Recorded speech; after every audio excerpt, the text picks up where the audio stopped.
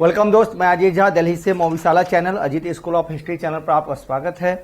आज हमारा ऑप्शनल का जो टॉपिक है वह है सूर्य साम्राज्य और यहाँ से क्वेश्चंस आने की प्रबल संभावनाएं। यदि मध्यकालीन भारत के इतिहास से यदि क्वेश्चन पूछा जाता है, एक इंपॉर्टेंट क्वेश्चन बनता है यहाँ पर सूर्य साम्राज्य से। और सूर्य साम्राज्य में जो टॉपिक हमारे सिलेबस में जो मेंशन किया गया है वो है प्रशासन, राजनीति एवं सैन्य प्रशासन।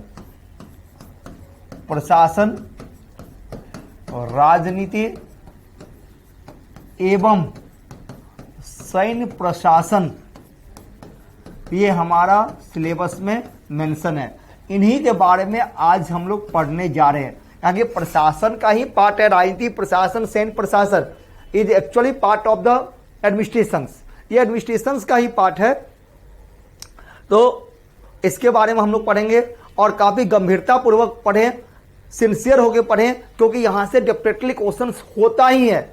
यदि मध्यकालीन भारत के इतिहास में और दिल्ली सल्तनत में जैसे दो इंपॉर्टेंट खिलजी से होता है और तुगलक से होता है, उसी प्रकार से इधर हम मध्यकालीन भारत में हम मुगल जब पहुंचते हैं तो सूर्य साम्राज्य से क्वेश्चन आने की प्रबल संभावनाएं होती है। और उसके बाद अकबर की नीतियां, यदि 4-5 क्वेश्चन इस टाइप से हम सिलेक्टेड हो जाते हैं, सिलेक्टिव होते हैं, तो डेफिनेटली हम क्वेश्चन लिख देंगे।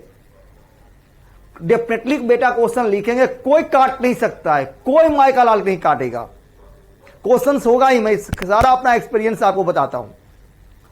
और क्योंकि हमारा उद्देश्य हिस्टोरियन बनना नहीं, हमारा उद्देश्य रिजल्ट ओरिएंटेड है। हम एग्जाम पास करने जा रहे हैं, सफल प्रशासनिक अधिकारी बनने जा रहे हैं। यही हमारा मूल मंत्र है, मूल उद्देश्य है। और इसी उद्देश्य को ध्यान में रखते हुए मैं टॉपिक के बारे में हमेशा कहता हूं, कहां से प्रबल आने की संभावना होती है, कहां से क्वेश्चन निश्चित रूप से पूछा ही जाता है, उस पर हम लोग अधिकांश फोकस करते हैं। यही बात मैं यहां पर आप लोगों को बता रहा हूं। यदि हम सूर्य साम्राज्य को पढ़ते हैं, इसके बारे में बहुत सारे हिस्टोरियन ने कहा, क्या प्रशासनिक सुधारक या संशोधक या प्रवर्तक, किसके बारे में बात कर रहा हूं? शेरशाह सूरी के बारे में बात कर रहा हूं। जी दोस्त, शेरशाह सूरी के बारे में हम बात करें। क्या वह प्रशासनिक सुधारक था? क्या वह प्रवर्तक था? क्या वह संशोधन किया? इन सभी बातों पर हम लोग चर्चा करेंगे। इन सभी बातों को पढ़ने और जानने से पहले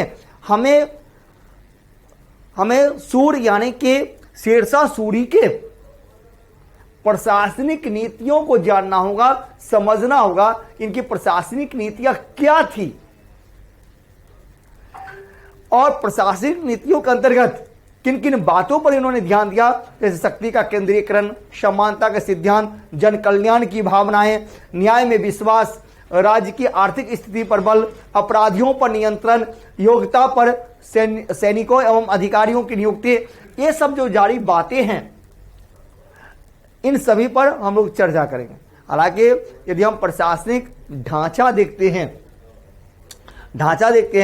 तो ये जो ढांचा जो था वो ढांचा कोई नई बातें नहीं थी। हम सूर्य साम्राज्य से पहले जो भारत में तुर्क शासक हुए थे, चाहे सल्तनत हो या सूर्य से पहले जो मुगल शासक थे भारत में, उन्होंने भी यही ढांचा को किया था जो ढांचा शेरशाह सूरी ने अपनाया। बट शेरशाह सूरी का खास बात क्या था, उसको थोड़ा परिष्कृत रूप दिया। थोड़ा सा इसमें क्या किया बेटा, परिष्कृत रूप दिया, उसको संशोधन किया, परिष्कृत किया था। मूल बातें, मूल तथ्य वही है। केंद्रीय प्रशासन, प्रांतीय प्रशासन, स्थानीय स्वशासन और ग्राम व्यवस्था पहले भी था। केंद्रीय प्रशासन में जब जैसे सारी शक्ति सुल्तान में होती थी, इस समय भी था।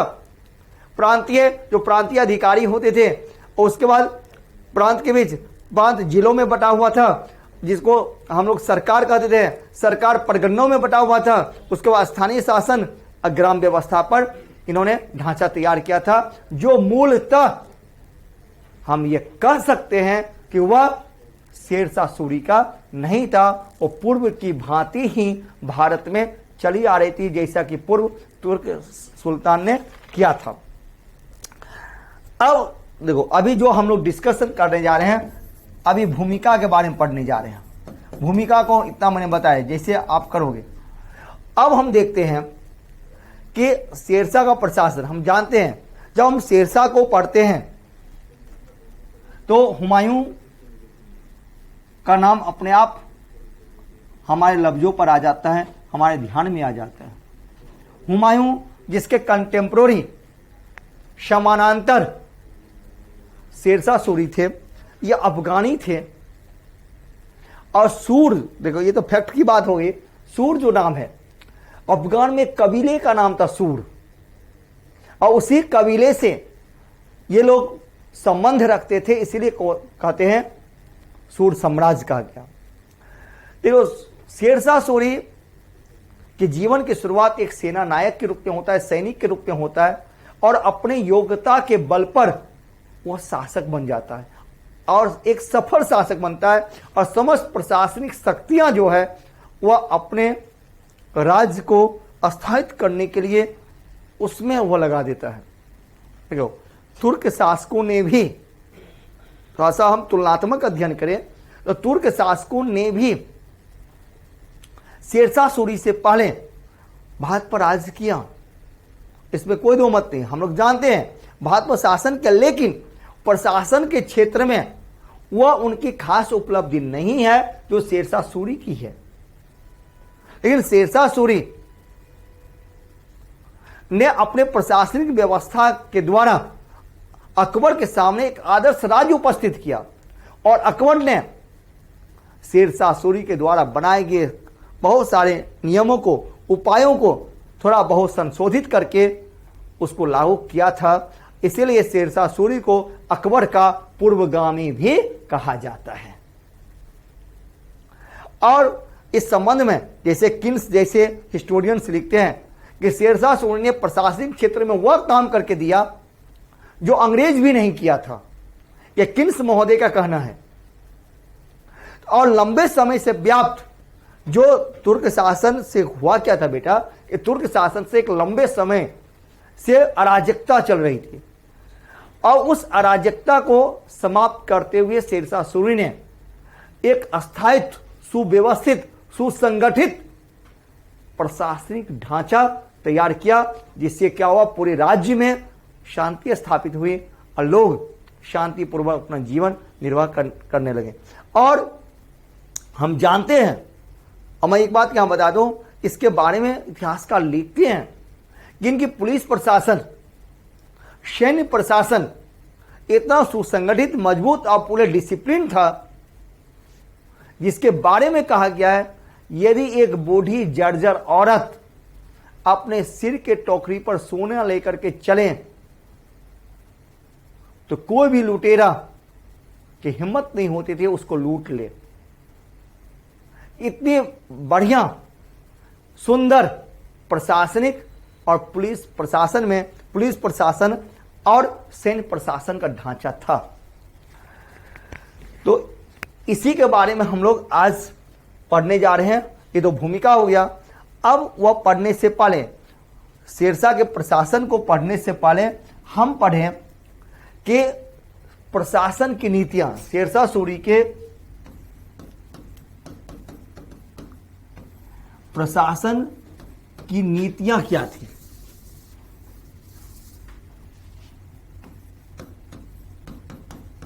शेरशाह सूरी के प्रशासनिक नीतियों के बारे में हम देखें। हम नीतियां में किन किन बात का उल्लेख करेंगे वह भी, उस पर भी चर्चा करें, जो मैं खांचा तैयार कर देता हूं और उसी प्रकार से आप लिखेंगे तो आपके एग्जाम के लिए बहुत अच्छा होगा। अब इसमें हम देखते हैं पहली बात, समानता का सिद्धांत।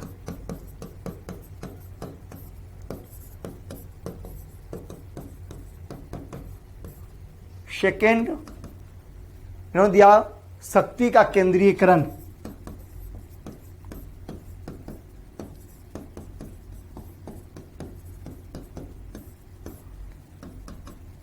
थर्ड हम देखते हैं जन कल्याण की भावना।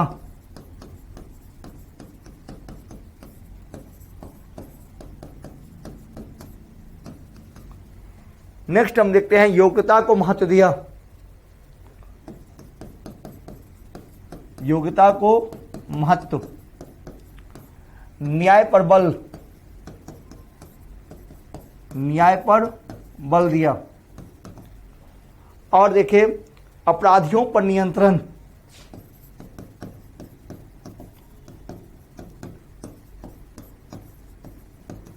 और आर्थिक समृद्धि पर बल।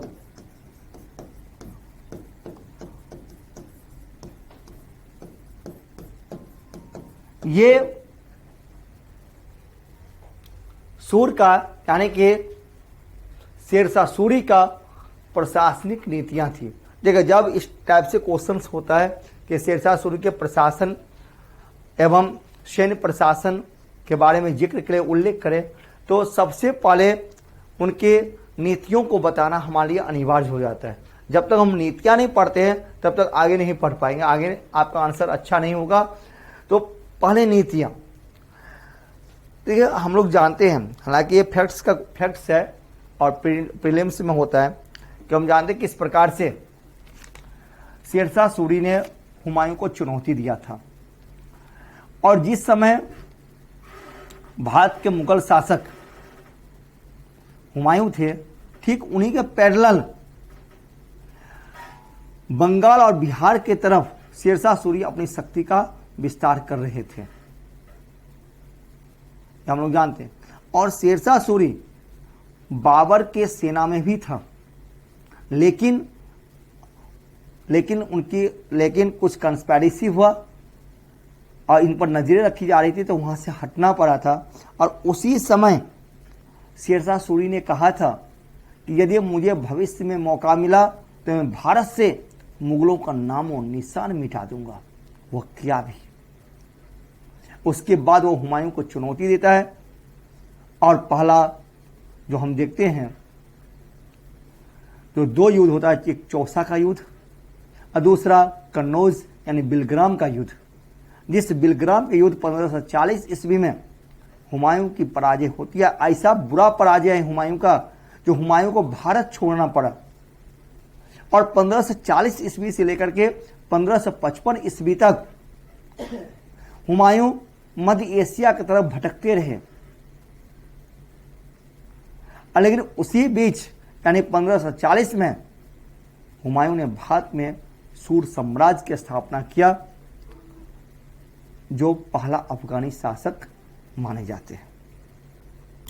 अब जब इतना हम लोग जानते हैं, इतना लिखने के बाद, इतना समझाने के बाद आप जब लिखते हैं तब उनके नीतियों का उल्लेख कर दे और नीतियों का एक्सप्लेनेशन कर दे, तो आपका आंसर बेटा बहुत अच्छा होगा, सुव्यवस्थित होगा, सुंदर होगा। इसमें कोई दो मत नहीं, गारंटी के साथ कहता हूं, टॉपर हो जाओगे, शानदार नंबर मिलेगा। और हिस्ट्री के बारे में जो दिमाग में है, हिस्ट्री स्कोरिंग नहीं है, सुरक्षित नहीं है, ये सारी बातें दिमाग से समाप्त। हमारे पढ़ने और लिखने का तरीका होना चाहिए। हम कोई चीज को कैसे प्रस्तुत करते हैं, कैसे रखते हैं, और प्रस्तुतिकरण ही हमें सफलता दिलाता है। अब देखिए पहला मैंने कहा कि पहला प्रशासनिक नीतियां जो थी वह है समानता का सिद्धांत। तुर्क शासन के समय में हम देखते हैं, यानी शेरशाह सूरी से पहले जो भारत में तुर्क शासन व्यवस्थाएं थी उसमें काफी भेदभाव की नीतियां थी। हिंदू और मुसलमानों के बीच काफी भेदभाव किया जाता था और तुर्क शासकों के द्वारा हिंदुओं को ऊंचे पद कभी नहीं दी जाती थी।